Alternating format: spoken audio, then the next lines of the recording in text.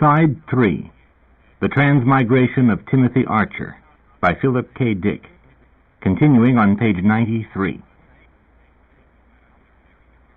As Bill fed Magnificat, I watched the two of them.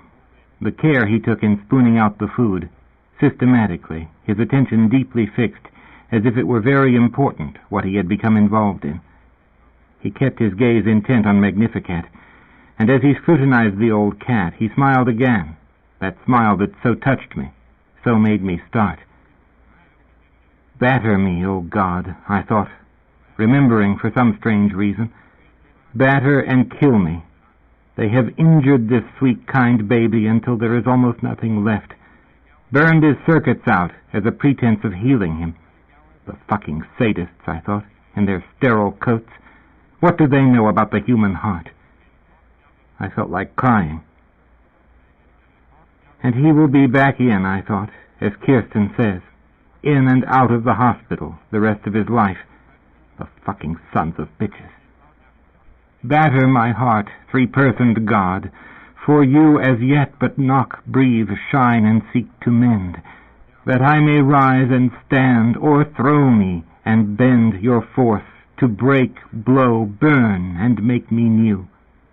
I, like an usurped town, to another due, labor to admit you, but oh, to no end. Reason your viceroy in me should defend, but is captived, and proves weak or untrue. Yet dearly I love you, and would be loved fain, but am betrothed unto your enemy. Divorce me, untie, or break that knot again. Take me to you, imprison me, for I, except you enthrall me, never shall be free, nor ever chaste, except you ravish me. My favorite poem of John Donne's. It came up into me, into my mind, as I watched Bill Lundborg feed my worn old cat. And I laugh at God, I thought. I make no sense out of what Tim teaches and believes, and the torment he feels over these various issues. I am fooling myself. In my own labored way, I do understand. Look at him serve that ignorant cat. He, this child, would have been a veterinarian if they hadn't maimed him, shredded up his mind. What had Kirsten told me? He is afraid to drive. He stops taking out the garbage. He will not bathe, and then he cries. I cry, too, I thought, and sometimes I let the trash pile up, and one time I nearly got sideswiped on Hoffman and had to pull over. Lock me up, I thought. Lock up us all. This, then, is Kirsten's affliction, having this boy for her son.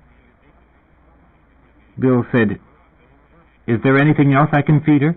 She's still hungry." "Anything you see in the fridge," I said. "Would you like something to eat?" "No, thanks." Again he stroked the awful old cat, a cat who never gave the time of day to any person. He has made this animal tame, I thought, as he himself is, tame. "Did you come here on the bus?" I said. "Yes." He nodded. "I had to surrender my driver's license.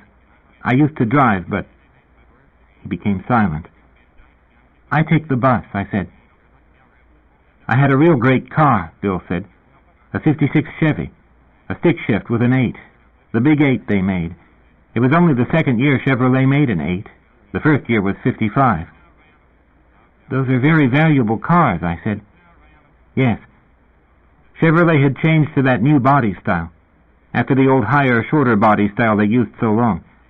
The difference between a 55 and a 56 Chevy is in the front grille. If the grille includes the turn signal lights, you can tell it's a 56. "Where are you living?" I said. "In the city?" "I'm not living anywhere. I got out of Napa last week. They let me out because Kirsten is sick. I hitched down here. A man gave me a ride in his Stingray." He smiled. "You have to take those vets out on the freeway every week or they build up carbon deposits in the mill." He was blowing carbon out the whole way. "What I don't like about a vet is the fiberglass body. You can't really repair it." He added, "But they certainly are good looking. His was white. I forget the year, although he told me. We got it up to 100, but the cops pace you a lot when you're in a vet, hoping you'll exceed the limit. We had a highway patrol after us part of the way, but he had to turn his siren on and take off. An emergency of some kind, somewhere. We flipped him off as he went by. He was real disgusted, but he couldn't sight us. He was in too much of a hurry. I asked him then, as tactfully as I could, why he had come to see me. I wanted to ask you something, Bill said. I met your husband one time. You weren't home. You were working or something. He was here alone. Was his name Jeff? Yes, I said. What I wanted to know is... Bill hesitated. Could you tell me why he killed himself? There are a lot of factors involved in something like that. I seated myself at the kitchen table, facing him. I know he was in love with my mother. Oh, I said. You do know that? Yes, Kirsten told me. Was that the main reason? Perhaps, I said. What were the other reasons? I was silent. Would you tell me one thing? Bill said. One particular thing. Was he mentally disturbed? He had been in therapy, but not intensive therapy. I've been thinking about it, Bill said. He was mad at his father because of Kirsten. A lot of it had to do with that. See, when you're in the hospital, a mental hospital, you know a lot of people who've tried suicide. Their wrists are all sawed on. That's always the way you can tell. The best way, when you do that, is up the arm in the direction the veins run. He showed me his bare arm, pointing. The mistake most people make is cutting at right angles to the vein, down at the wrist. We had this one guy, he laid open his arm for like about 7 inches, and... He paused, calculating. Maybe as much as a 1/4 inch wide, but they still were able to sew it up. He had been in for months. He said one time in group therapy that all he wanted to be was a pair of eyes bugging out from the wall, so he could see everyone, but no one could see him. Just an observer, not a part of what was going on, ever. Just watching and listening. He would have to be a pair of ears, too, to do that. For the life of me, I could think of nothing to say. Paranoids have a fear of being looked at, Bill said, so invisibility would be important to them. There was this one lady, she couldn't eat in front of anyone. She always took her tray off to her room. I guess she thought eating was dirty. He smiled. I managed to smile back. How strange this is, I thought. An eerie conversation, as if it is not actually taking place. Jeff was real hostile, Bill said. Toward his father and toward Kirsten both. And maybe toward you, but I don't think as much. Toward you, I mean. We talked about you that day I came over. I forget when it was. I had a 2-day pass.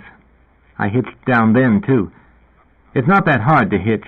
A truck picked me up, even though it had a no riders sign posted. It was carrying some kind of chemicals, but not the toxic kind. If they're carrying flammable material or toxic material, they know not to give you a ride, because if there is an accident and you're killed or poisoned, then sometimes it voids their insurance. Again, I could think of nothing to say. I nodded. The law, Bill said, in case of an accident where a hitchhiker is injured or killed, is that it's presumed he rode at his own risk. He took the chance. So because of that, when you hitch, if something happens, you can't sue. That's California law. I don't know how it is in other states. Yes, I said. Jeff felt a lot of anger toward Tim. Do you feel animosity toward my mother? After a pause, after I had thought it over, I said, yes, I really do. Why? It wasn't her fault. Any time a person kills himself, he has to take full responsibility. We learned that. You learn a lot in the hospital. You know a whole bunch of things that people on the outside never find out. It's a crash course in reality, which is the ultimate, he gestured, paradox. Because the people there are there because presumably they don't face reality. And then they wind up in the hospital, the mental hospital, a state hospital like Napa, and have to face a whole lot more reality all of a sudden than other people ever have to do. And they face it very well. I've seen things I have been very proud of, patients helping other patients. One time this lady, she was like about in her 50s, said to me, "Can I confide in you?" She swore me to secrecy. I promised not to say anything. She said, "I'm going to kill myself tonight." She told me how she was going to do it. This was not a locked ward. She had her car parked out in the lot, and she had an ignition key they didn't know she had. They, the staff, thought they had all her keys, but she kept this one back. So I thought it over, about what I should do. Should I tell Dr. Gutman? He was in charge of the ward. What I did was, I sneaked outside onto the lot. I knew which car was hers, and I removed the coil wire that runs, well, you wouldn't know. It runs between the coil and the distributor. There's no way you can start an engine with that wire missing. It's easy to do. When you park your car in a really rough neighborhood and you're afraid someone will steal it, you can pull out that wire. It comes out real easy. She cranked it until the battery ran down, and then she came back in. She was furious, but later on she thanked me.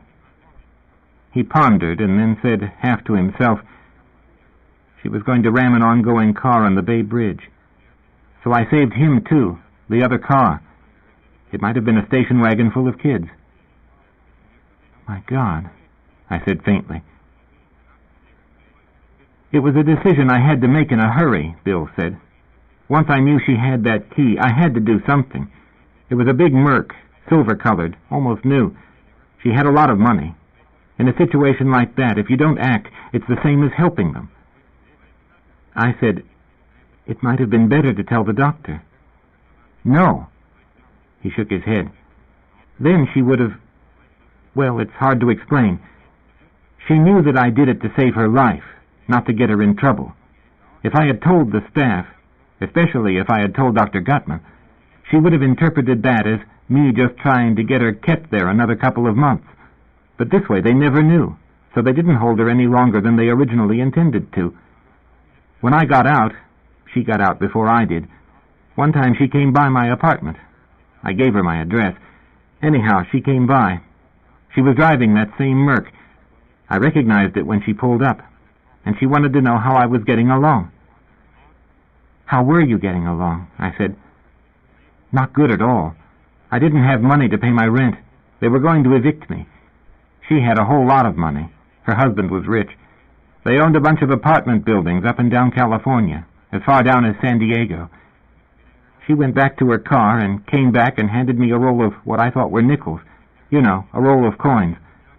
After she left, I opened the roll at one end, and they were gold coins.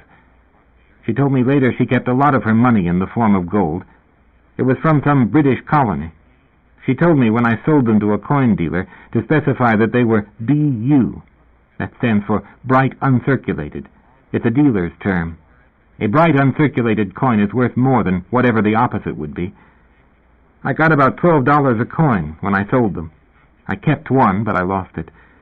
I got something like $600 for the roll, with that one coin missing. Turning, he scrutinized the stove. Your water's boiling. I poured the water into the Silex coffee pot. Unboiled coffee, Bill said, filtered coffee, is a lot better for you than the percolated kind, where it shoots back up to the top and starts all over again. That's true, I said. Bill said, I've been thinking a lot about your husband's death. He seemed like a really nice person. Sometimes that's a problem. Why? I said. Much mental illness stems from people repressing their hostility and trying to be nice, too nice. The hostility can't be repressed forever. Everybody has it. It has to come out. Jeff was very calm, I said. It was hard to get him to fight. Marital quarrels. I was usually the one who got mad. Kirsten said he had been dropping acid. I don't think that's true, I said, that he dropped acid. A lot of people who get messed up from drugs. You see a lot of them in the hospital. They don't always stay that way, contrary to what you hear. Most of it is due to malnutrition. People on drugs forget to eat, and when they do eat, they eat junk food, the mussels. Everyone who does drugs gets the munchies, unless, of course, they're taking amphetamines, in which case they don't eat at all. Much of what looks like toxic brain psychosis in speed freaks is in fact a deficiency in their galvanic electrolytes, which are easily replaced. What sort of work do you do? I said. He seemed less ill at ease now, more confident in what he was saying. I'm a painter, Bill said. What artist is your work? Car painting. He smiled gently. Spray painting. At Leo Shines, in San Mateo. I'll spray your car any color you want it for $49.50 and give you a written 6-month guarantee. He laughed and I laughed too. I had seen Leo Shines commercials on TV. I loved my husband very much, I said. Was he going to be a minister? No. I don't know what he was going to be. Maybe he wasn't going to be anything. I'm taking a course in computer programming. Right now I'm studying algorithms. An algorithm is nothing but a recipe, like when you bake a cake. It is a sequence of incremental steps, sometimes utilizing built-in repeats. Certain steps have to be reiterated. One primary aspect of an algorithm is that it be meaningful. It's very easy to unintentionally ask a computer a question it can't answer, not because it's dumb, but because the question really has no answer. I see, I said. Would you consider this a meaningful question? Bill said. Give me the highest number short of 2. Yes, I said. That's meaningful. It's not. He shook his head. There is no such number. I know the number, I said. It's 1.9 plus... I broke off. You would have to carry the sequence of digits into infinity. The question is not intelligible, so the algorithm is faulty. You're asking the computer to do something that can't be done. Unless your algorithm is intelligible, the computer can't respond, but it will attempt to respond by and large. Garbage in, I said. Garbage out. Right, he nodded. I'm going to ask you a question, I said, in return. I'm going to give you a proverb, a common proverb. If you are not familiar with the proverb, how much time will I have? This isn't timed. Just tell me what the proverb means. A new broom sweeps clean. What does that mean? After a pause, Bill said, It means that old brooms wear out and you have to throw them away. I said, The burnt child is afraid of fire. Again he was silent a moment, his forehead wrinkling. Children easily get hurt, especially around a stove, like this stove here. He indicated my kitchen stove. It never rains, but it pours. But I could tell already. Bill Lundborg had a thinking impairment. He could not explain the proverb. Instead, he repeated it back in concrete terms, the terms in which it itself had been phrased. Sometimes, he said haltingly, there's a lot of rain, especially when you don't expect it. Vanity, thy name is woman. Women are vain. That's not a proverb. It's a quotation from something. You're right, I said. You did fine. But in truth, in very truth, as Tim would say, as Jesus used to say, or the Zadokites said, this person was totally schizophrenic, according to the Benjamin proverb test. I felt a vague, haunting ache, realizing this, seeing him sit there, so young and physically healthy, and so unable to desymbolize, to think abstractly. He had the classic schizophrenic cognitive impairment. His ratiocination was limited to the concrete. You can forget about being a computer programmer, I said to myself. You will be spray painting lowrider cars until the eschatological judge arrives and frees us, one and all, from our cares. Frees you and frees me, frees everyone. And then your damaged mind will presumably be healed, cast into a passing pig, to be run over the edge of a cliff, to doom, where it belongs. Excuse me, I said. I walked from the kitchen, through the house, to the farthest point from Bill Lundborg possible, leaned against the wall with my face pressed into my arm. I could feel my tears against my skin, warm tears, but I made no sound. 7. I viewed myself as Jeff, weeping off by myself in the margins of the house, weeping over someone I cared about. Where is this going to end, I wondered. It has to end, and it seems not to have an end. It just goes on, a sequence of explosions, like Bill Lundborg's computer, trying to figure out what the highest number less than an integer is, a hopeless task. Not long thereafter, Kirsten came out of the hospital. She gradually recovered from her digestive ailment, upon which cure having happened, she and Tim returned to England. Before they left the United States, I found out from her that her son Bill had gone to jail. The U.S. Postal Service had hired him and then fired him. His response to being fired had been to smash the plate glass windows of the San Mateo substation. He smashed them with his bare knuckles. Obviously, he was crazy again, if it could be said at any time that he was ever not. So I lost track of everyone. I did not see Bill again after that day he visited me. I saw Kirsten and Tim a number of times, Kirsten more often than Tim. And then I found myself alone, and not very happy, and wondering and speculating about the sense underlying the world, assuming that any sense existed.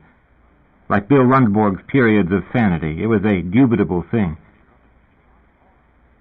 The law office and candle shop one day ceased to be in business. My two employers got busted on drug charges. I had foreseen it. More money could be made in the sale of cocaine than in the sale of candles.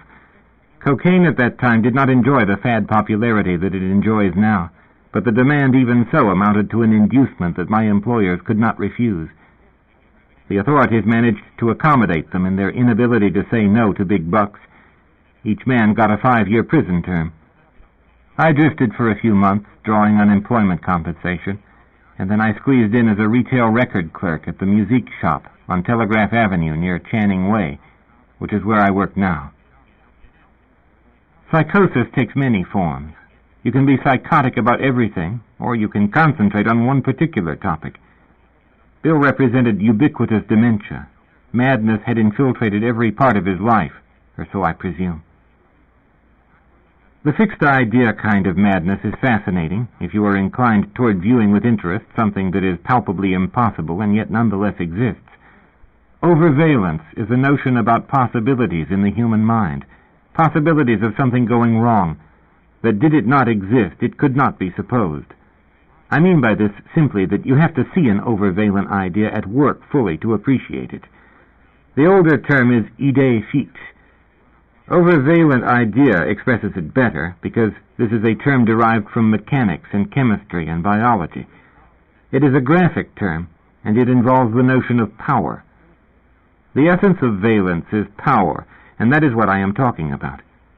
I speak of an idea that, once it comes into the human mind, the mind, I mean, of a given human being, it not only never goes away, it also consumes everything else in the mind, so that finally the person is gone. The mind as such is gone, and only the overvalent idea remains. How does such a thing begin? When does it begin? Jung speaks somewhere. I forget which of his books it is mentioned in, but anyhow, he speaks in one place of a person, a normal person, into whose mind one day a certain idea comes, and that idea never goes away. Moreover, Jung says, upon the entering of that idea into the person's mind, nothing new ever happens to that mind or in that mind. Time stops for that mind, and it is dead. The mind, as a living, growing entity, has died, and yet the person, in a sense, continues on. Sometimes, I guess, an overvalent idea enters the mind as a problem, or imaginary problem. This is not so rare. You are getting ready for bed late at night, and all of a sudden the idea comes into your mind that you did not shut off your car lights. You look out the window at your car, which is parked in your driveway in plain sight, and you can see that it shows no lights. But then you think, maybe I left the lights on and they stayed on so long that they ran the battery down. So to be sure, I must go out and check. You put on your robe and go out, unlock the car door, get in and pull on the headlight switch. The lights come on. You turn them off, get out, lock up the car, and return to the house. What has happened is that you have gone crazy. You have become psychotic, because you have discounted the testimony of your senses. You could see out the window that the car lights were not on, yet you went out to check anyhow. This is the cardinal factor. You saw, but you did not believe. Or, conversely, you did not see something, but you believed it anyhow. Theoretically, you could travel between your bedroom and the car forever, trapped in an eternal closed loop of unlocking the car, trying the light switch, returning to the house. In this regard, you herewith are a machine. You are no longer human. Also, the overvalent idea can arise, not as a problem or imaginary problem, but as a solution. If it arises as a problem, your mind will fight it off, because no one really wants or enjoys problems. But if it arises as a solution, a spurious solution, of course, then you will not fight it off, because it has a high utility value. It is something you need, and you have conjured it up to fill this need. There exists very little likelihood that you will travel in a loop between your parked car and your bedroom for the rest of your life, but there is a very great possibility that if you are tormented by guilt and pain and self-doubt, and vast floods of self-accusations that hit every day without fail, that a fixed idea as solution will, once it is happened upon, remain. This is what I next saw with Kirsten and with Tim upon their return to the United States from England, their second return, after Kirsten got out of the hospital. During the period that they lived in London that second time, an idea, an overvalent idea, one day came into their minds, and that was that. Kirsten flew back several days before Tim. I did not meet her at the airport. I met her at her room on the top floor of the St. Francis, on the same noble hill of San Francisco that Grace Cathedral itself enjoys. I found her busily unpacking her many bags, and I thought, my God, how young she looks. In contrast to the last time I saw her, she glows. What has happened? Fewer lines marred her face. She moved with deft flexibility, and when I entered the room, she glanced up and smiled at me, with none of the sour overtones, the various latent accusations I had become familiar with. "Hi," she said. "Boy, do you look great," I said. She nodded. "I quit smoking." She lifted a wrapped package from a suitcase open before her on the bed. "I brought you a couple of things. More are on the way by surface mail. I could only fit these in. Do you want to open them now?" "I can't get over how good you look," I said. "Don't you think I've lost weight?" She went over to stand before one of the suite's mirrors. "Something like that," I said. "I have a huge steamer trunk coming by ship. Oh, you've seen it. You helped me pack. I've got a lot to tell you." "On the phone, you hinted—" "Yes," Kirsten said. She seated herself on the bed, reached for her purse, opened it, and took out a package of Player's cigarettes. Smiling at me, she lit a cigarette. "I thought you quit," I said. Reflexively, she put out the cigarette. "I still do it now and then, out of habit." She continued to smile at me in a wild, yet veiled, mysterious way. "Well, what is it?" I said. "Look over there on the table." I looked. A large notebook lay on the table. "Open it," Kirsten said. "Okay." I picked the notebook up and opened it. Some of the pages showed nothing, but most of them had been scribbled on in Kirsten's handwriting. Kirsten said, "Jeff has come back to us from the other world." Had I said then, at that moment, "Lady, you are totally crazy," it would have made no difference, and I do not castigate myself because I failed to say it. "Oh," I said, nodding. "Well, what do you know?" I tried to read her handwriting, but I could not. "What do you mean?" I said. "Phenomena," Kirsten said. "That's what Tim and I call them. He sticks needles under my fingernails at night, and he sets all the clocks to 6:30, which was the exact moment he died." "Gee," I said. "We've kept a record," Kirsten said. "We didn't want to tell you in a letter or over the phone. We wanted to tell you face to face. So I waited until now." She raised her arms in excitement. "Angel, he came back to us." "Well, I'll be fucked," I said mechanically. "Hundreds of incidents, hundreds of the phenomena. Let's go down to the bar." It started right away after we got back to England. Tim went to a medium. The medium said it was true. We knew it was true. Nobody had to tell us, but we wanted to be really certain because we thought possibly, just possibly, it was only a poltergeist. But it isn't. It's Jeff. Hot damn, I said. Do you think I'm joking? No, I said with sincerity. Because we both witnessed it. And the Winchells saw it, too, our friends in London. And now that we're back in the United States, we want you to witness it and record it for Tim's new book. He's writing a book about it because this has meaning not just for us, but for everyone, because it proves that man exists in the other world after he dies here. Yes, I said. Let's go down to the bar. Tim's book is called From the Other World. He's already gotten a $10,000 advance on it. His editor thinks it'll be his best-selling book by far. I stand before you amazed, I said. I know you don't believe me. Her tone now had become wooden and edged with anger. Why would it enter my head not to believe you? I said. Because people don't have faith. Maybe after I read the notebook. He, Jeff, set fire to my hair 16 times. Wow. And he shattered all the mirrors in our flat. Not once, but several times. We would get up and find them broken, but we didn't hear it. Neither of us heard anything. Dr. Mason, he's the medium we went to, said that Jeff wants us to understand that he forgives us. And he forgives you, too. Oh, I said. Don't be sarcastic with me, Kirsten said. I'll really, truly try not to be sarcastic, I said. It is, as you can see, a great surprise to me. I am left without words. I'll certainly recover later on. I moved toward the door. Edgar Barefoot, in one of his lectures on KPFA, discussed a form of inferential logic developed in India by the Hindu school. It is very old and has been much studied, not just in India, but also in the West.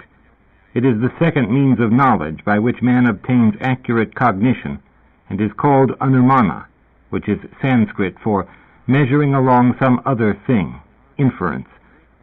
It has 5 stages, and I will not go into it because it is difficult, but what is important about it is that if these 5 stages are correctly carried out, and the system contains safeguards by which one can determine precisely whether he has indeed carried them out, one is assured of going from premise to correct conclusion.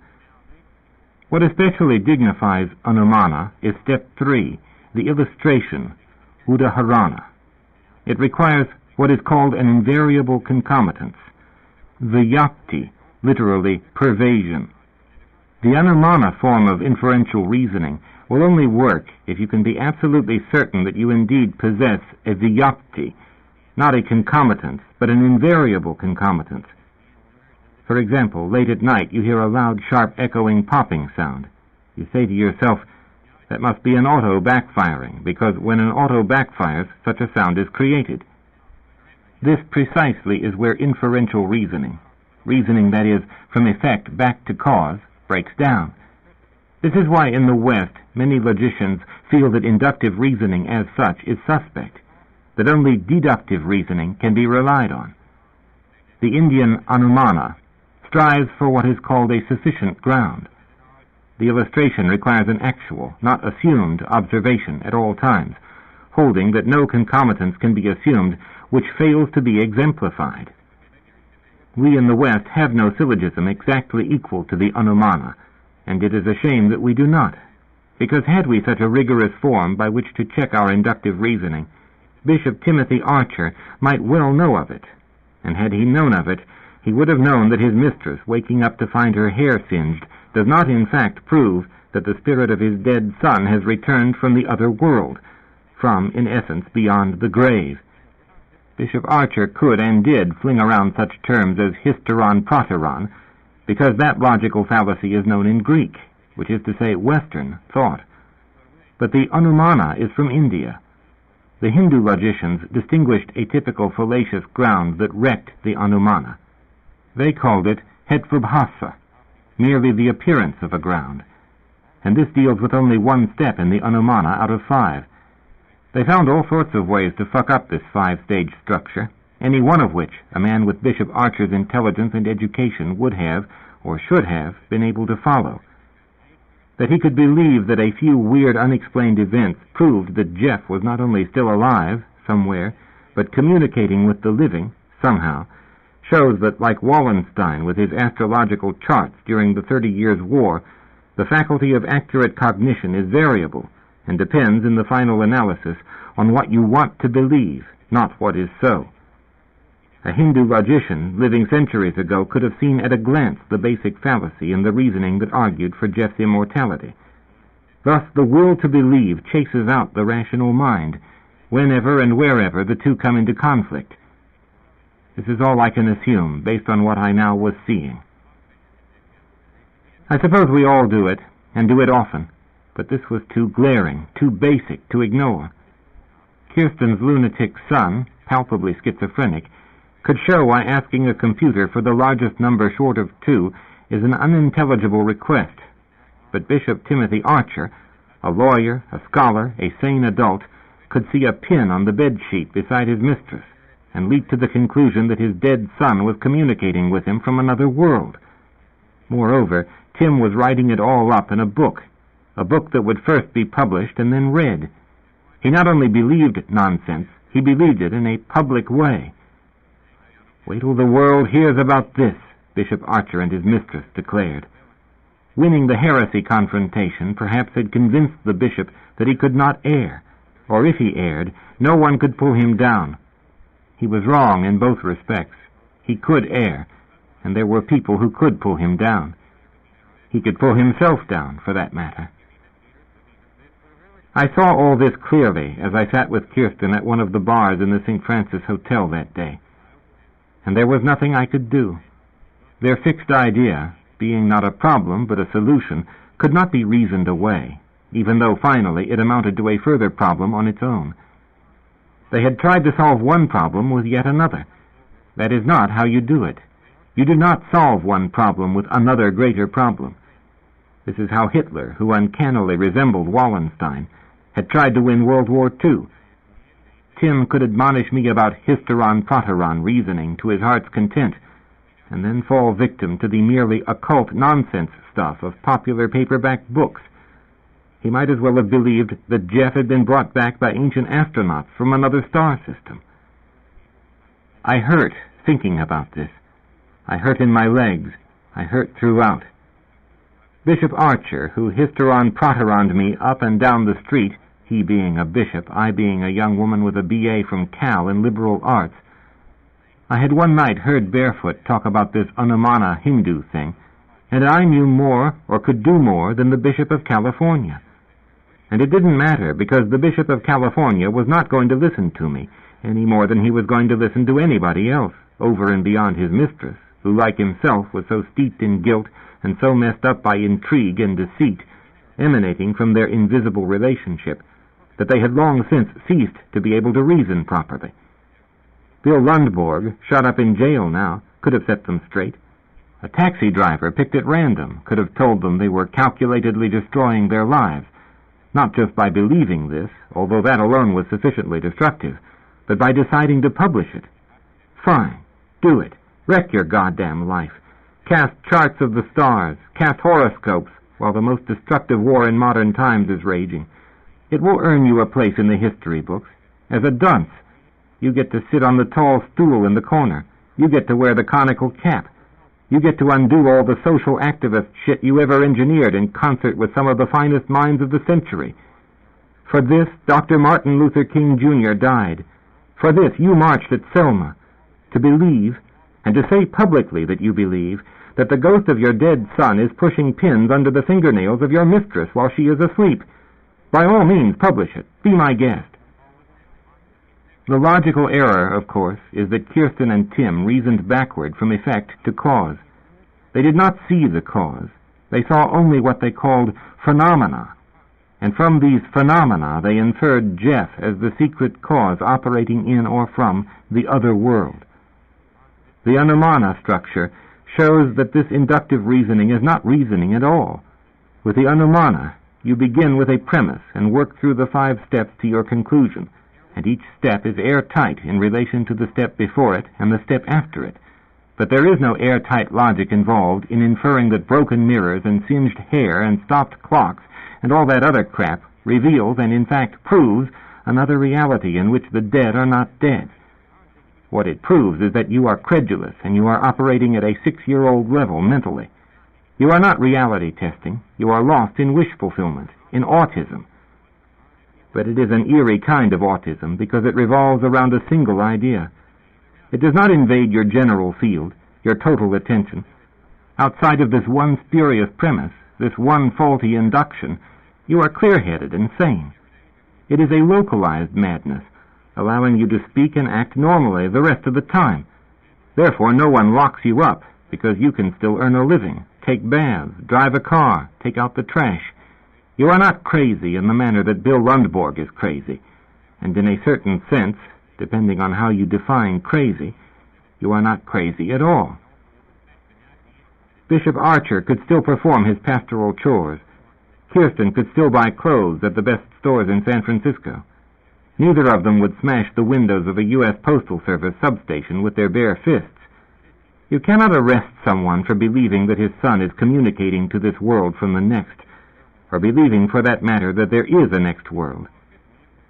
Here the fixed idea shades off into religion generally. It becomes part of the otherworldly orientation of the revealed religions of the world. What is the difference between believing in a God you can't see and your dead son whom you can't see? What distinguishes one invisibility from another invisibility? Nonetheless, there is a difference, but it is tricky. It has to do with the general opinion, a slippery area.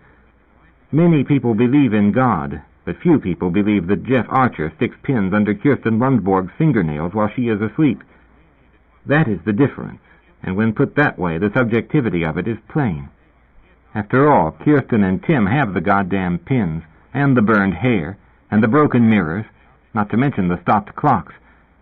But the two of them are making a logical error for all that. Whether the people who believe in God are making an error, I don't know, since their belief system cannot be tested one way or another. It simply is faith. Now I had been formally asked to sit in as a hopeful spectator to further phenomena, and were they to occur, I could, along with Tim and Kirsten, vouch for what I witnessed and add my name to Tim's forthcoming book, a book that his editor had said would undoubtedly outsell all his previous books based on less sensational material. But I could not be disinterested. Jeff had been my husband. I loved him. I wanted to believe. Worse, I sensed the psychological motor driving Kirsten and Tim to believe. I did not want to shoot their faith or credulity down because I could see what cynicism would do to them. It would leave them with nothing, leave them once more with staggering guilt, a guilt neither could cope with. I found myself then in a position where I had to comply, at least pro forma. I had to allege belief, allege interest, allege excitement. Neutrality would not be enough. Enthusiasm was required. The damage had been done in England before I was brought in on this. The decision was already made. If I said, "It's bullshit," they would continue on anyhow, but bitterly. Fuck the cynicism, I thought to myself as I sat with Kirsten that day at the St. Francis bar. There is nothing to be gained and a lot to lose, and anyhow it doesn't matter. Tim's book is going to get written and published, with or without me. That is bad reasoning. Just because something bears the aspect of the inevitable, one should not therefore go along willingly with it. But that was my reasoning. I saw this. If I told Kirsten and Tim how I felt, I could look forward never to seeing either of them again. They would cut me off, lop me away, and discard me, and I would have my job at the record shop. My friendship with Bishop Archer would be a thing of the past. It meant too much to me. I could not let it go. That was my faulty motivation, my wish. I wanted to keep on seeing them, and so I arranged to collude and knew that I was colluding. I decided that day in the St. Francis. I kept my mouth shut and my opinions to myself, and I agreed to log the expected phenomena, and so I came to be a part of something that I knew was silly. Bishop Archer wrecked his career, and not once did I try to talk him out of it. After all, I had tried to talk him out of his affair with Kirsten, to no avail. This time he would not merely out-argue me, he would drop me. The cost, to me, would be too great. I did not share their fixed idea, but I did as they did, and talked as they talked. I mentioned in Bishop Archer's book. He gives me credit for invaluable assistance in noting and recording the day-to-day manifestations of Jeff, of which there were none. I guess this is how the world is run, by weakness. It all goes back to Yeats' poem, where he speaks of the best lack all conviction, or however he phrases it. You know the poem. I don't have to quote it to you. When you shoot at a king, you must kill him. When you plan to tell a world-famous man that he is a fool, you must face the fact that you will lose what you cannot bring yourself to lose.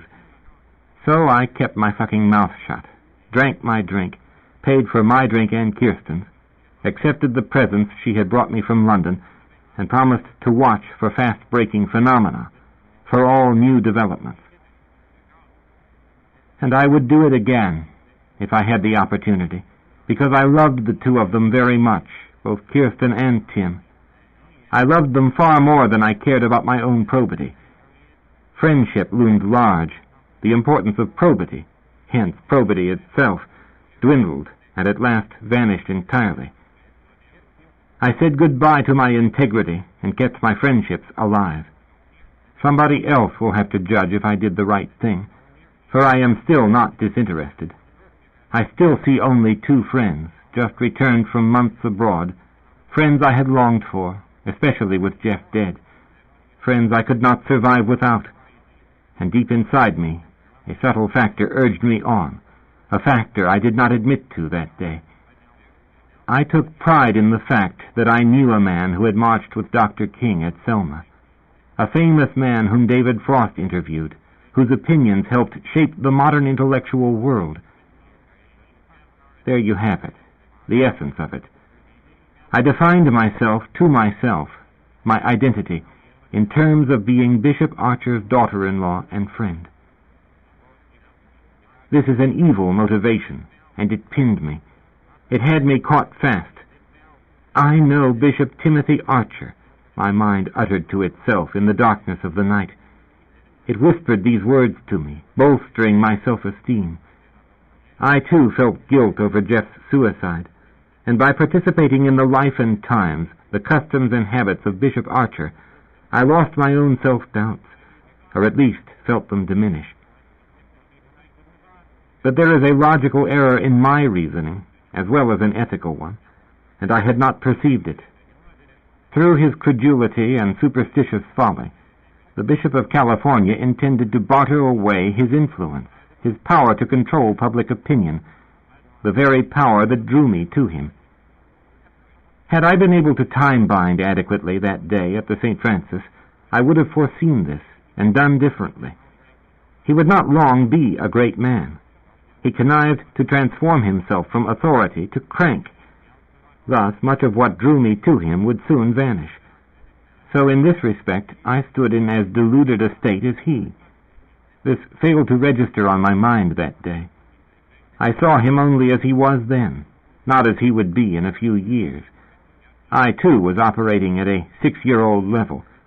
I did not do any real harm, but I did not do any real good, and I debased myself really for nothing. No good came out of it, and when I look back, I long bitterly for the insight I have now, long to have had it then. Bishop Archer swept us along with him, because we loved him and believed in him, even when we knew he was wrong. And this is a terrible realization, a matter that should incite moral and spiritual dread. It does that in me now, but it did not then. My dread came too late. It came as hindsight. This may be tiresome prattle to you, but it is something else to me.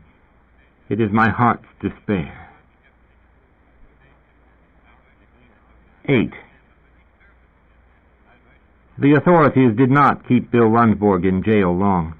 Bishop Archer arranged for his release based on Bill's history of chronic mental illness, and presently a day came when the boy showed up at their apartment in the Tenderloin, wearing a wool sweater Kirsten had knitted for him, and his baggy pants, his pudgy face bland. It personally gladdened me to see him. I had thought about him a number of times, wondering how he was doing. Jail did not seem to have done him any harm. Perhaps he did not distinguish it from his periodic confinements in the hospital. For all I knew, not that much difference existed. I had been confined in neither. "Hi, Angel," he said to me as I entered the apartment. I had been forced to move my new Honda to keep from getting a ticket. "What is that you're driving?" "A Honda Civic," I said. "That's a good engine in that," Bill said. "It doesn't over-rev like most mills that small, and it's sprung well. Do you have the 4-speed or the 5? 4. I took off my coat and hung it in the hall closet. "For that shorter wheelbase, it rides really good," Bill said. "But on impact, if an American car hits you, you'd be wiped out. You'd probably roll." He told me then the statistics on fatalities in single-car accidents. It presented a gloomy picture insofar as small foreign cars were concerned. My chances were nothing like, say, with a Mustang. Bill spoke with enthusiasm about the new front-wheel drive Oldsmobile, which he depicted as a major engineering advance in terms of traction and road handling. It was evident that he believed I should get a larger car. He exhibited concern for my safety. I found this touching, and moreover, he knew what he was talking about. I had lost 2 friends to a single-car accident involving a VW Beetle, the rear wheels of which had cambered in, causing the car to roll. Bill explained that that design had been successfully modified, starting in 1965. After that, VW utilized a fixed rather than swing axle. It limited tow-in. I think I have these terms right. I am dependent on Bill for this kind of information about cars. Kirsten listened with apathy. Bishop Archer revealed at least simulated attention, although I had the impression that this was a pose. It seemed impossible to me that he either cared or understood. For the bishop, such matters as tow-in were as metaphysical matters are to the rest of us, mere speculation, and a frivolous one at that. When Bill disappeared into the kitchen for a can of Coors, Kirsten's lips formed into a word directed at me. "What?" I said, cupping my ear. "Obsession." She nodded solemnly and with distaste. Returning with the beer, Bill said, "Your life depends on the suspension of your car. A transversal torsion bar suspension provides—" "If I hear anything more about cars," Kirsten interrupted, "I am going to begin shrieking." "Sorry," Bill said. "Bill," Bishop Archer said, "if I were to buy a new car, what car should I get?" "How much money?" "I have the money," the bishop said. "A BMW," Bill said, "or a Mercedes-Benz. One advantage with a Mercedes-Benz is that nobody can steal it." He explained then about the astoundingly sophisticated locks on the Mercedes-Benz. "Even car repossessors have trouble getting into them," he finished. "A thief can rip off 6 Caddies and 3 Porsches in the time it takes to get into a Mercedes-Benz, so they tend to leave them alone. That way you can leave your stereo in the car. Otherwise, with any other car, you have to lug it around with you." He told us then that it had been Carl Benz who had engineered and built the first practical automobile propelled by an internal combustion engine. In 1926, Benz had merged his company with Daimler Motoren Gesellschaft to form Daimler-Benz, from which had come the Mercedes-Benz cars. The name Mercedes was that of a little girl whom Carl Benz had known, but Bill could not remember if Mercedes had been Benz's daughter, grandchild, or what. So Mercedes was not the name of an auto designer or engineer, Tim said, but rather the name of a child. And now that child's name is associated with some of the finest automobiles in the world. "That's true," Bill said. He told us another story about automobiles that few people knew. Dr. Porsche, who had designed both the VW and, of course, the Porsche, had not invented the rear-engine air-cooled design. He had encountered it in Czechoslovakia, in an auto firm there, when the Germans took over that country in 1938. Bill could not remember the name of the Czech car, but it had been 8-cylinder, not 4, a high-powered, very fast car that rolled so readily that German officers were finally forbidden to drive them. Dr. Porsche had modified the 8-cylinder high-performance design at Hitler's personal order. Hitler wanted an air-cooled engine utilized, Bill said, because he expected to use the VWs on autobahns in the Soviet Union after Germany took it over, and because of the weather, because of the cold. "I think you should get a Jaguar," Kirsten interrupted, speaking to Tim. "Oh, no," Bill said. "The Jaguar is one of the most unstable, trouble-prone cars in the world. It's far too complex and requires you to have it in the shop all the time. However, their terrific double-overhead cam engine is maybe the finest high-performance mill ever built, excepting the 16-cylinder touring cars of the 30s. 16 cylinders, I said, amazed. They were very smooth, Bill said. There was a huge gap between the flivvers of the 30s and the expensive touring cars. We don't have that gap now. There is a complete spread from, say, your Honda Civic, which is basic transportation, up to the Rolls. Price and quality go in small increments now, which is a good thing. It's a measure of the change in society between then and now. He started to tell us about steam cars and why that design had failed. Kirsten, however, rose to her feet and glared at him severely. "I think I'll go to bed," Kirsten said. Tim said to her, "What time am I speaking at the Lions Club tomorrow?" "Oh, God, I don't have that speech finished," Kirsten said. "I can improvise," Tim said. "It's on the tape. All I have to do is transcribe it." "You can do that in the morning." She stared at him. "As I say," Tim said, "I can improvise." To Bill and me, Kirsten said, "He can improvise." She continued to stare at the bishop, who shifted about uncomfortably. "Christ," she said. "What's wrong?" Tim said. "Nothing." She walked toward the bedroom. "I'll finish transcribing it. It wouldn't be a good idea if you... I don't know why we have to keep going into this. Promise me you won't launch into one of your tirades about the Zoroastrians." Faintly but firmly, Tim said, "If I'm to trace the origins of patristic thought, I don't think the Lions want to hear about the Desert Fathers and the monastic life in the 2nd century." "Then that is exactly what I should talk about," Tim said. To Bill and me, he said, "A monk was dispatched to a city carrying with him medicine for an ailing saint. The names are not necessary. What must be understood is that the ailing saint was a very great saint, one of the most beloved and revered in the north of Africa. When the monk reached the city, after a long journey across the desert, he..." "Good night," Kirsten said, and disappeared into the bedroom. "Good night," we all said. After a pause, Tim continued, speaking in a low voice to Bill and me. When he entered the city, the monk did not know where to go. Stumbling about in the darkness, it was night, he came across a beggar lying in the gutter, quite ill. The monk, after pondering the spiritual aspects of the issue, ministered to the beggar, applying the medication to him, with the result that the beggar soon showed signs of mending. However, now the monk had nothing to take to the great ailing saint. He therefore returned to the monastery from which he had come, dreadfully afraid of what his abbot would say. When he had told the abbot what he had done, the abbot said, "You did the right thing." Tim fell silent then. The three of us sat, none of us speaking. "Is that it?" Bill said. Tim said, "In Christianity, no distinction is made between the humble and the great, the poor and the not-so-poor. The monk, by giving the medication to the first sick man he saw, instead of saving it for the great and famous saint, had seen into the heart of his Savior. There was a term of contempt used in Jesus' time for the ordinary people. They were dismissed as the Am Haaretz, a Hebrew term meaning simply the people of the land, meaning that they had no importance. It was to these people, the Am Haaretz, that Jesus spoke, and with whom he mingled, ate, and slept. That is, slept in their houses, although he did sleep occasionally in the houses of the rich, for even the rich are not excluded.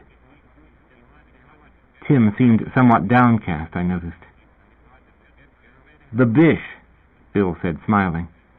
"That's what Kirsten calls you behind your back." Tim said nothing to that. We could hear Kirsten moving about in the other room. Something fell, and she cursed. "What makes you think there's a God?" Bill said to Tim. For a time, Tim said nothing. He seemed quite tired, and yet I sensed him trying to summon a response. Wearily, he rubbed his eyes. "There is the ontological proof," he murmured, "St. Anselm's ontological argument, that if a being can be imagined..." He broke off, lifted his head, blinked. "I can type up your speech," I said to him.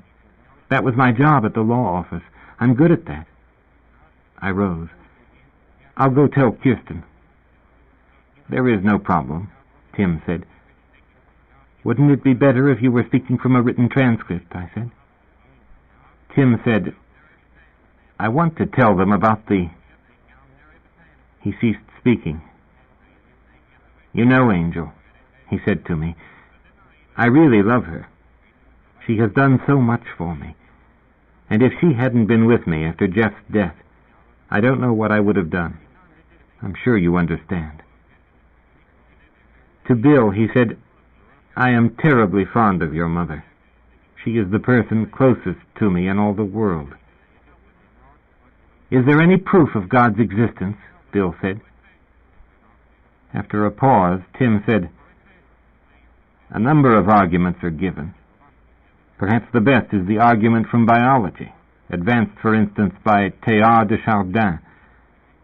Evolution, the existence of evolution, seems to point to a designer. Also, there is Morrison's argument that our planet shows a remarkable hospitality toward complex forms of life. The chance of this happening on a random basis is very small." "I'm sorry." He shook his head. "I'm not feeling well. We'll discuss it some other time. I would say, however, in brief, that the teleological argument, the argument from design in nature, from purpose in nature, is the strongest argument." "Bill," I said, "the bishop is tired." Opening the bedroom door, Kirsten, who now had on her robe and slippers, said, "The bishop is tired. The bishop is always tired. The bishop is too tired to answer the question, is there any proof of the existence of God? No, there is no proof. Where is the Alka-Seltzer?" "I took the last packet," Tim said remotely. "I have some in my purse," I said. Kirsten closed the bedroom door, loudly. "There are proofs," Tim said. "But God doesn't talk to anybody," Bill said. "No," Tim said. He rallied then. I saw him draw himself up. "However, the Old Testament gives us many instances of Yahweh addressing his people through the prophets. This fountain of revelation dried up, finally. God no longer speaks to man. It is called the long silence. It has lasted 2,000 years. "I realize God talked to people in the Bible," Bill said, "in the olden days, but why doesn't he talk to them now? Why did he stop?" "I don't know," Tim said. He said no more. There he ceased. I thought, you should not stop there. That is not the place to come to the end. "Please go on," I said. "What time is it?" Tim said. He looked around the living room. "I don't have my watch." Bill said, "What's this nonsense about Jeff coming back from the next world?" "Oh, God," I said to myself. I shut my eyes. "I really wish you would explain it to me," Bill said to Tim, "because it's impossible. It's not just unlikely, it's impossible." He waited. "Kirsten has been telling me about it," he said. "It's the stupidest thing I ever heard of." "Jeff has communicated with the two of us," Tim said, "through intermediary phenomena, many times, in many ways." All at once he reddened. He drew himself up, and the authority that lay deep in him rose to the surface. He changed as he sat there from a tired middle-aged man with personal problems into force itself, the force of conviction contrived into, formed into words. It is God himself working on us and through us to bring forth a brighter day. My son is with us now. He is with us in this room. He never left us. What died was a material body. Every material thing perishes. Whole planets perish. The physical universe itself will perish. Are you going to argue then that nothing exists? Because that is where your logic will carry you. It isn't possible right now to prove that external reality exists. Descartes discovered that. It's the basis of modern philosophy. All you can know for sure is that your own mind, your own consciousness exists. You can say, I am, and that's all. And that is what Yahweh tells Moses to say when the people ask who he has talked to. I am, Yahweh says, Ehyeh in Hebrew. You also can say that, and that is all you can say. That exhausts it. What you see is not world, but a representation formed in and by your own mind. Everything that you experience, you know by faith. Also, you may be dreaming. Had you thought of that? Plato relates that a wise old man, probably an Orphic, said to him, "Now we are dead, and in a kind of prison."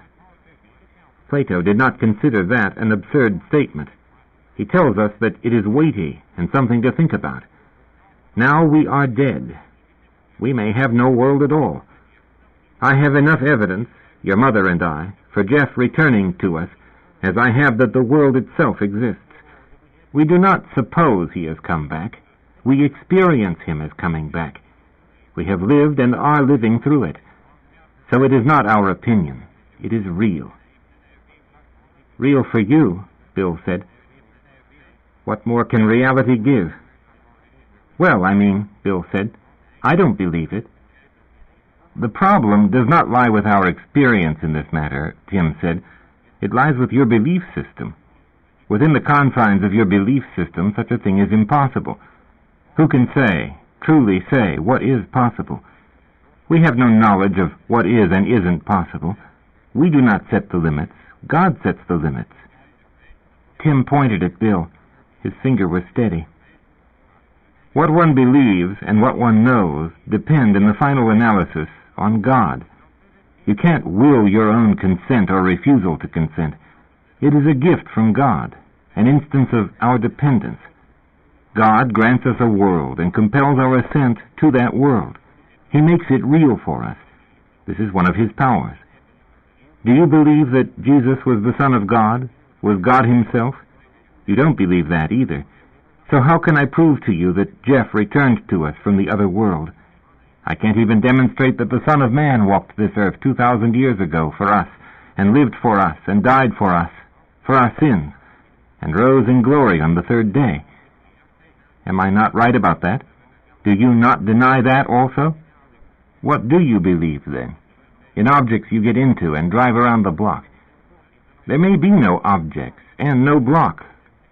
Someone pointed out to Descartes that a malicious demon may cause our assent to a world that is not there, may impress a forgery onto us as an ostensible representation of the world. If that happened, we would not know. We must trust. We must trust God. I trust in God that he would not deceive me. I deem the Lord faithful and true and incapable of deceit. For you, that question does not even exist, for you will not grant that he exists in the first place. You ask for proof. If I told you this minute that I have heard God's voice speaking to me, would you believe that? Of course not. We call people who speak to God pious, and we call people to whom God speaks lunatics. This is an age where there is little faith. It is not God who is dead. It is our faith that has died. But, Bill gestured, it doesn't make any sense. Why would he come back? Tell me why Jeff lived in the first place, Tim said. Then perhaps I can tell you why he came back. Why do you live? For what purpose were you created? You do not know who created you, assuming anyone did, and you do not know why, assuming there is a why. Perhaps no one created you. and perhaps there is no purpose to your life. No world, no purpose, no creator, and Jeff has not come back to us. Is that your logic? Is that how you live out your life? Is that what being, in Heidegger's sense, is to you? That is an impoverished kind of inauthentic being. It strikes me as weak and barren and, in the end, futile. There must be something you can believe, Bill. Do you believe in yourself? Will you grant that you, Bill Lundborg, exist?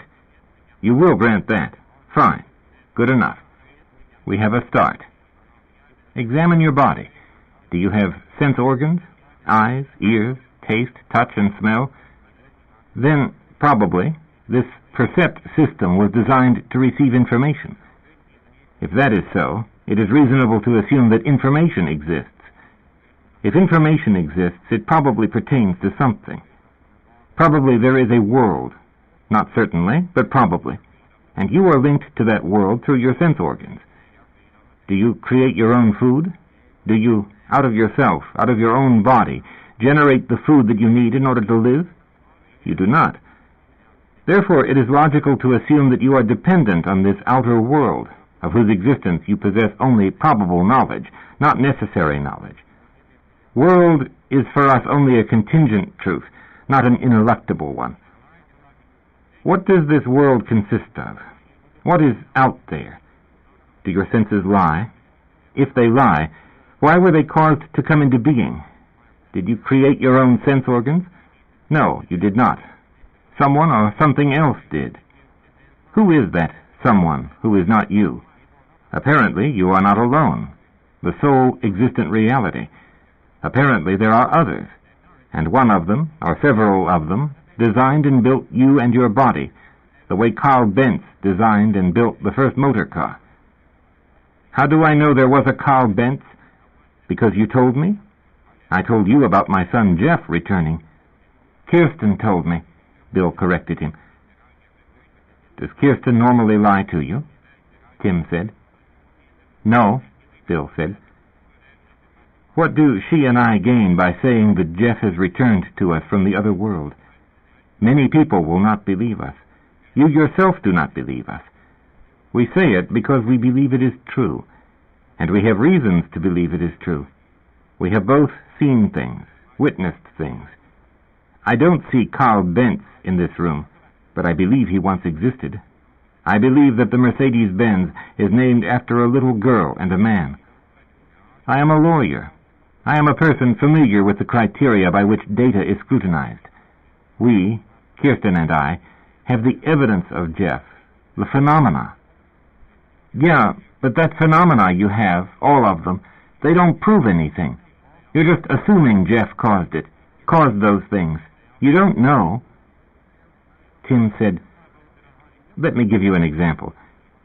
You look under your parked car and you find a pool of water. Now, you don't know that the water came from your motor. That is something you have to assume. You have evidence. As an attorney, I understand what constitutes evidence. You, as an auto mechanic, is the car parked in your own parking slot? Bill said.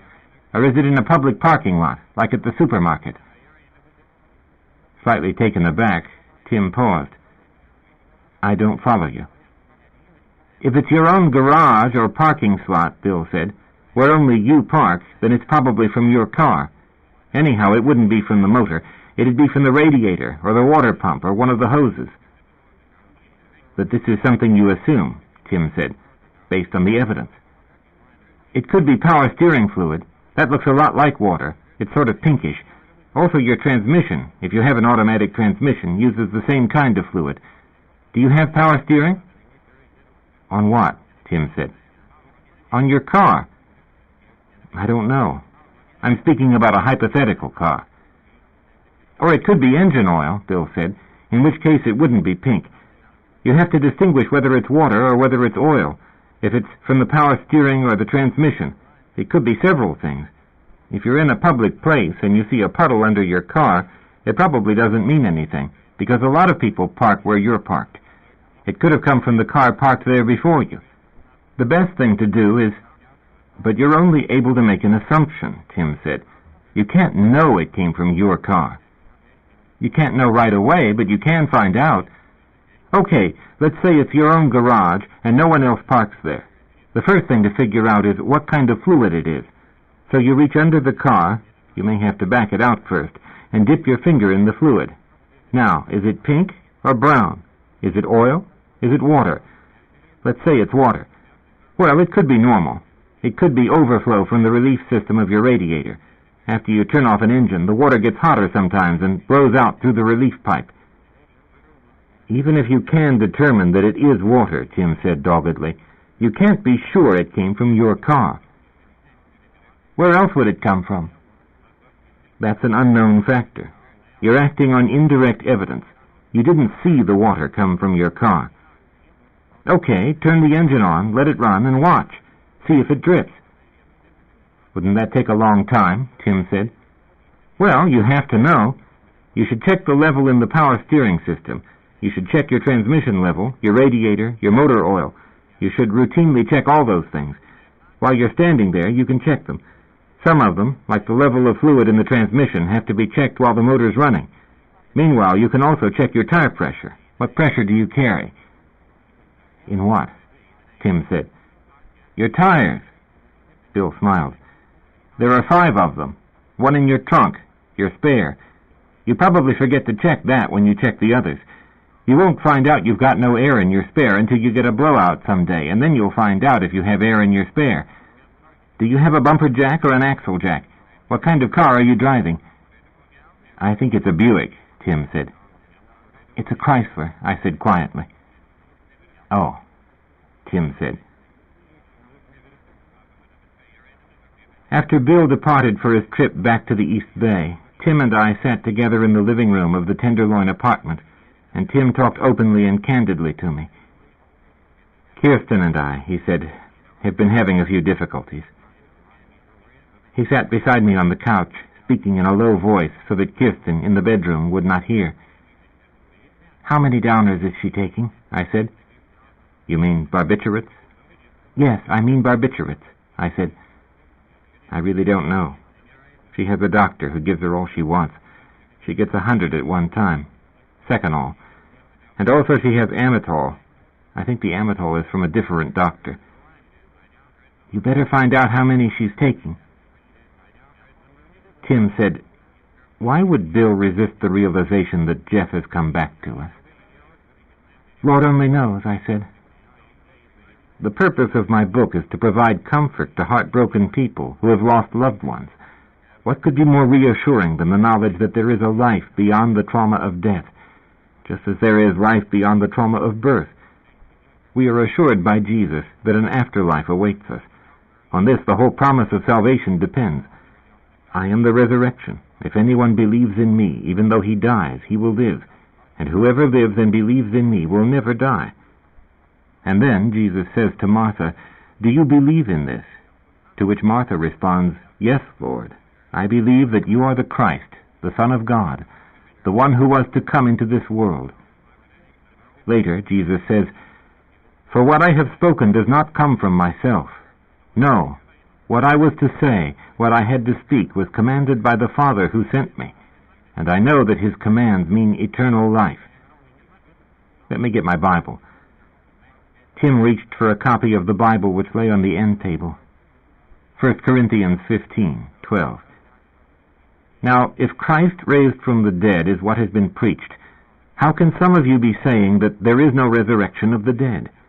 If there is no resurrection of the dead, Christ himself cannot have been raised. And if Christ has not been raised, then our preaching is useless, and your believing it is useless.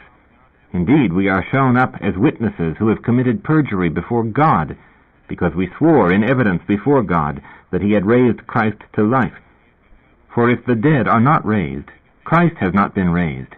And if Christ has not been raised, you are still in your sins. And, what is more serious, all who have died in Christ have perished. If our hope in Christ has been for this life only, we are the most unfortunate of all people. But Christ has in fact been raised from the dead, the first fruits of all who have fallen asleep. Tim closed his Bible. That says it clearly and plainly. There can be no doubt whatsoever. Guess so, I said. So much evidence turned up at the Zedekite Wadi, so much that sheds light on the whole kerygma of early Christianity. We know so much now. In no way was Paul speaking metaphorically. Man literally rises from the dead. They had the techniques. It was a science. We would call it medicine today. They had the Anochi. They're at the Wadi. The mushroom, I said. He eyed me. Yes, the Anochi mushroom. Bread and broth, I said. Yes. But we don't have it now. We have the Eucharist. I said, but you know and I know that the substance is not there in the Eucharist. It's like the cargo cults, where the natives build fake airplanes. Not at all. How is it different? The Holy Spirit... He broke off. That's what I mean, I said. Tim said, I feel that the Holy Spirit is responsible for Jeff coming back.